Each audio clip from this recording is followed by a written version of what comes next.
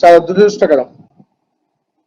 అభివృద్ధి చేశామని చెప్పేసి చెప్పుకుంటున్నటువంటి టిఆర్ఎస్ పార్టీ నాయకులు, బీఆర్ఎస్ పార్టీ నాయకులు ఎవరైతే ఉన్నారో ఆత్మీయ సమ్మేళనాలు పేరుట వాళ్ళకు గ్రామాలకు వెళ్ళి గ్రామాల్లో వాళ్ళకి బిర్యానీలు పెడతాం, తర్వాత ఇంకా బగారాలు పెడతాం అని చెప్పేసి వాళ్ళని తీసుకొచ్చేసి అక్కడ పూరి గుడిసెలు, అంటే వీళ్ళు డబుల్ బెడ్రూమ్ ఇల్లుచుంటే ఈ సంఘటన జరిగేది కాదు. వాళ్ళ అక్కడ ఉన్నటువంటి లోకల్ గా ఉన్నటువంటి ఎమ్మెల్యే, ఖమ్మం పార్లమెంట్ కాన్స్టిట్యున్సీకి సంబంధించినటువంటి ఎంపీ, వీళ్ళందరూ ఒక పక్కగా ఉండగా అక్కడ బాణాసంచ కార్యక్రమం వీళ్ళ రిసీవ్ చేసుకోవడానికి వీళ్ళందరూ గుడిసెకి నిప్పంటుకొని అక్కడికక్కడే అక్కడ ఉన్నటువంటి గుడిసెలో ఉన్నటువంటి సిలిండర్ తేలి 8-9 మంది అత్యంత హృదయ విదారకంగా చెల్లా చెదురుగా మాంసం ముద్దలుగా కాళ్ళు ఇరిగిపోయి అక్కడ పడిపోయి వాళ్ళ కాలు వాళ్లే పట్టుకొని వాళ్ళని అంబులెన్స్ లో తీసుకొచ్చేసి ప్రభుత్వ ఆసుపత్రిలో ఇసిరేయడం జరిగింది.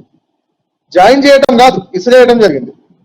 ఎంత దారుణం అంటే ప్రతిపక్ష పార్టీగా కాంగ్రెస్ పార్టీ అక్కడికి వెళ్ళేసి ఏం జరిగింది, దీనికి ఏ రకమైనటువంటి వైద్య సదుపాయాలు అందుతున్నాయని చెప్పేసి మేము ప్రత్యక్షంగా ఉదయం నుంచి కాంగ్రెస్ పార్టీకి సంబంధించినటువంటి నాయకులందరూ అక్కడికి వెళ్ళేసి వాళ్ళని సూపరింటెండెంట్ గారితో మాట్లాడే ప్రయత్నం చేసినా కానీ పోలీసు వాళ్ళు కనీసం పేషెంట్లను చుట్టానికి కూడా అనుమతి ఇవ్వలేదు.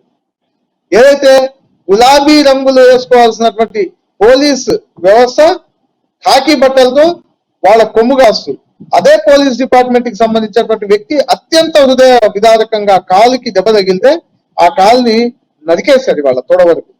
అంటే ఆ కుటుంబం పరిస్థితి ఏంటి? ఈ మిగతా 8 మంది దాంట్లో ఒక ఫ్యామిలీ అత్యంత బాధాకరమైన విషయం ఏంటంటే మహారాష్ట్ర నుంచి ఇక్కడికి వచ్చి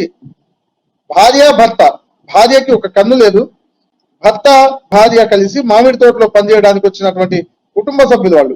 వీళ్ళేదో బిర్యానీ పెడుతున్నారని చెప్పేసి పిలిస్తే ఆశగా అక్కడికి వచ్చిన వాళ్లకు వాళ్ళ తన భర్త కాళ్ళు 2 కాళ్ళు అక్కడ ఇరిగి పడిపోతే ఆ భార్య ఆక్రందన ఆవేదన కనీసం వినే నాదుడే లేడు.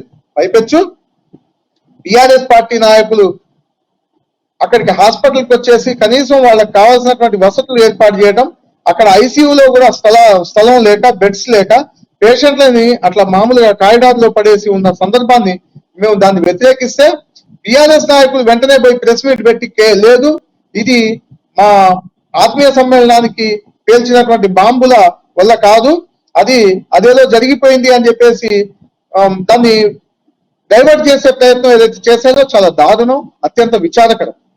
ఒక మానవతా దృక్పథంతో కనీసం హోదాలో ఉండి ప్రభుత్వంలో ఉన్న వాళ్ళే ఆ రకంగా చేస్తే ఇంకెవరికి చెప్పుకోవాలి పేద ప్రజలు? ఇంకోటి దెబ్బ తగిలిన ఎవరైతే కాళ్ళు ఇరిగినాయి, చేతులు ఇరిగినాయి వాళ్ళు ఎవరైతే ఉన్నారో వాళ్ళందరూ గిరిజన కుటుంబీకులు. అక్కడ ఉన్నటువంటి కారేపల్లి మండలానికి సంబంధించి వైరా నియోజకవర్గం చీమలపాడు అత్యంత ఇంటీరియర్ ప్లేస్. అక్కడ ఉన్నటువంటి గిరిజన కుటుంబాలు వాళ్ళు బిర్యానీ తినటం అనేది వాళ్ళకి దాదాపు తక్కువ. ఎక్కడికి ఖమ్మం వచ్చినప్పుడు అక్కడికో తెప్పించుకొని ఎప్పుడో తినేటటువంటి పరిస్థితి వాళ్ళని ఆశ పెట్టి ఆత్మీయ సమ్మేళనాల పేరిట వీళ్ళు అక్కడికి పిలిపించేసి చేసినటువంటి దుర్ఘటనలో వాళ్ళు గాయపడితే మేము ఉదయం నుంచి చేస్తా ఉంటే మమ్మల్ని తీసుకెళ్లేసి పోలీస్ స్టేషన్ లో పెట్టడం, దాని తర్వాత మిగతా నాయకులు పోయి అక్కడ చేస్తా ఉంటే ఏదో జరిగిపోయిందిలే సారీ అని చెప్పేసి చెప్పిపోవడం, ఏదో మా కార్యకర్తలు చనిపోతే మీకేంది అని చెప్పేసి అడగటం. ఇది ఎంత దారుణం అంటే మనం ప్రజాస్వామ్యంలో మనం ఇక్కడ భారతదేశంలో ఉన్నామా అని చెప్పేసి ఇదో అంటే వాళ్ళందరూ చనిపోయిన వాళ్ళందరూ వేరే. అంటే దీనికి సంబంధించి అదే బీఆర్ఎస్ పార్టీ నాయకుడికి ఒక్క నాయకుడికైనా దెబ్బ తగిలినట్లయితే మనం చూసేవాళ్ళం. ఇక్కడ మా ఖమ్మానికి సంబంధించి లోకల్ గా ఉన్నటువంటి మినిస్టర్ వాళ్ళ నాన్నగారికి కొంచెం హెల్త్ బాగలేకపోతే పోలీసులు ముందు ఒక 4 కార్లు వెనక ఒక 4 కార్లు పెట్టి అంబులెన్స్ ని తీసుకొని హైదరాబాద్ వెళ్ళి అడ్మిట్ చేశారు. మేము చెప్పాం వీళ్ళు గిరిజనులు కాబట్టి వీళ్ళ వైపు మాట్లాడే వాళ్ళు ఎవరు లేరు కాబట్టి కనీసం వీళ్ళని పట్టించుకునే పరిస్థితే లేదు. ఏ బీఆర్ఎస్ నాయకుడు వచ్చి చూడకపోగా, అధికారులు ఎవరు ఇటువైపు తిరిగి చూడకపోగా కనీసం వీళ్ళకు అక్కడ హాస్పిటల్లో ఆసుపత్రి సిబ్బంది కూడా పట్టించుకునే పరిస్థితి కూడా లేదు. ఎందుకంటే వాళ్ళు గిరిజనులు, అమాయకులు, అత్యంత పేద అట్టడుగు వర్గానికి చెందిన వాళ్ళు కాబట్టి వాళ్ళ గురించి మాట్లాడే పరిస్థితి లేదు.